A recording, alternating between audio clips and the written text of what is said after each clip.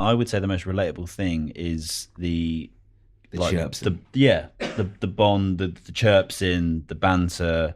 Like, you can have that if you're 30 handicapper, but you can also have that if you're scratch as well. Like us today. Of course you can. Like, I do think it slightly shifts the better golfer. Sure.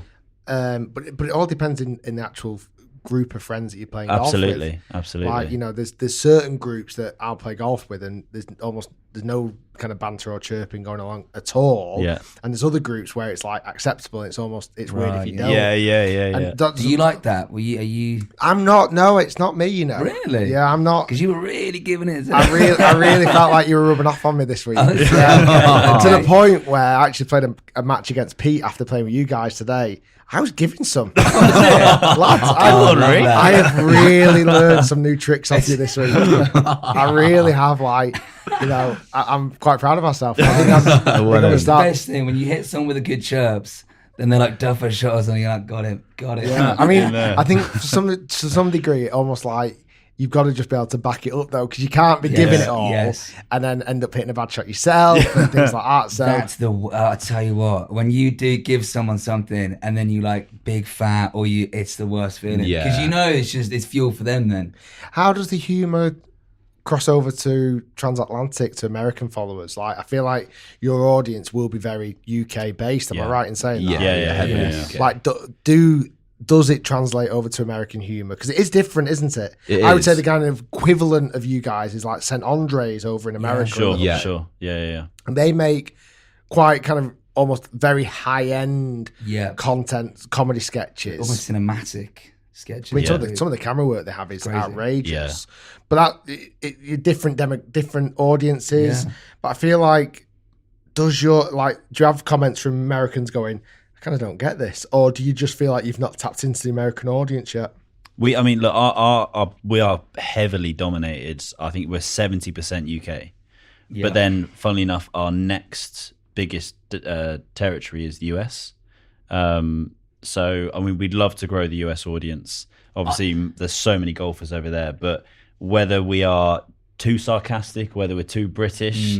I think we've been doing it for a year and a half, so we'd love to go over there and just start seeing if even being on your channel, like, we've been over interesting. a couple times, and the creators that we've met have seemed to have watched the sketches. St. Andre, we spoke to them, and they have seen them, and so for us, I feel like it's comedy that can be.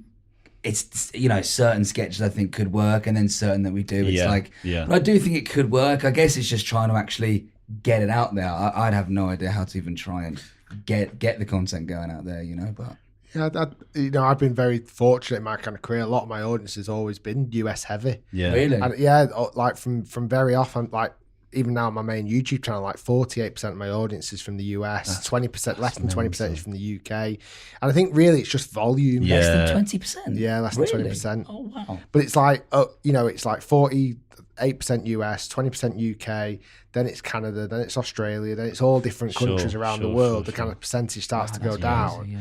But I think that's just because certainly at the time when I first started making YouTube, there wasn't many American creators. So a lot of US audiences had to watch UK creators. There really wasn't any. True.